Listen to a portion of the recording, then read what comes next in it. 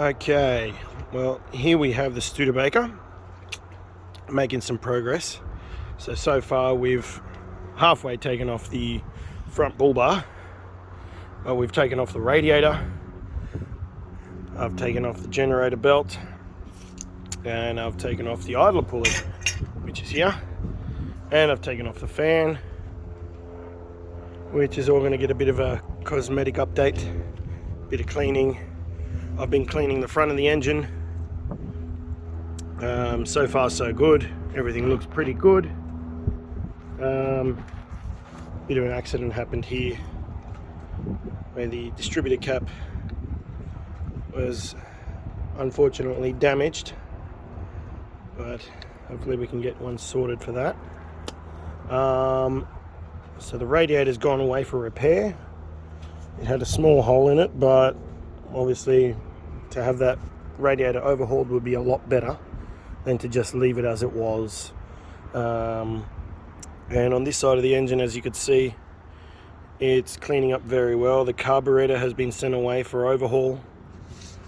There's a lot of cosmetic things that need to be done to this engine, so there's a lot of cleaning involved. More than likely we're going to need a new wiring harness. We've got new plugs. They're going to be fitted later on. We're going to see if we can find new spark plug leads. And I discovered the, see if we can get a proper picture in here, the engine number, which is fantastic because you always need the engine number for registration purposes. And so far so good. And just plug away at this truck bit by bit. Now, it's going to need a lot of work, but we'll soon get there. After we finish tinkering with the engine and get that running properly, then we're going to be moving on to the brakes of the truck, because at the moment the only thing holding the truck, apart from bricks and batteries, is the handbrake. The only aspect of this truck that works properly is the handbrake, which is fantastic, because otherwise we'd be working down on the street. Now this little lovely thing is what they call the booster, power booster. Now that is an aid for your brakes, as I found out. So you obviously still got your master cylinder and your slave cylinder, but that acts as like a power booster.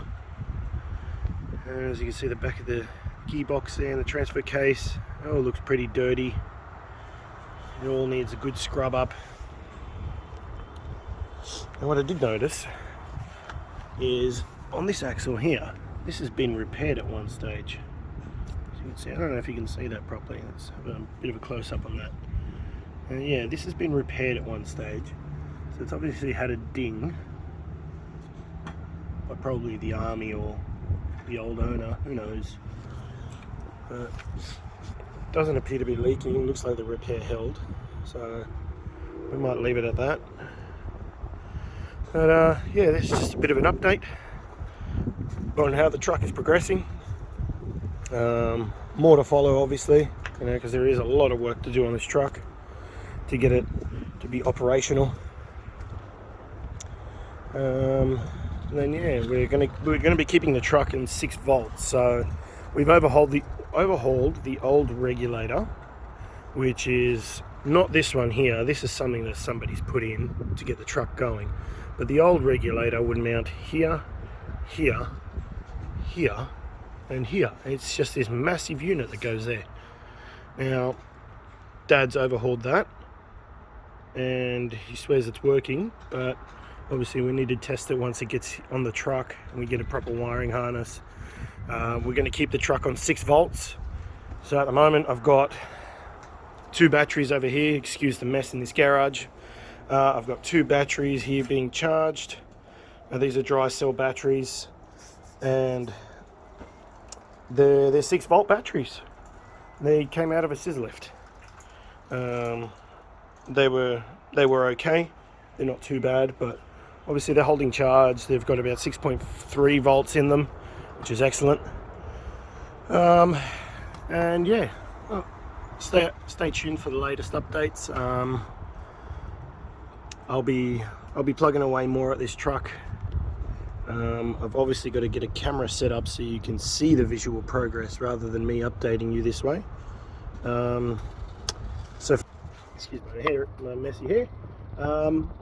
Yeah, look, stay tuned and I'll have more videos updating you all, and hopefully to see you out on the road with the big truck. Have a great day.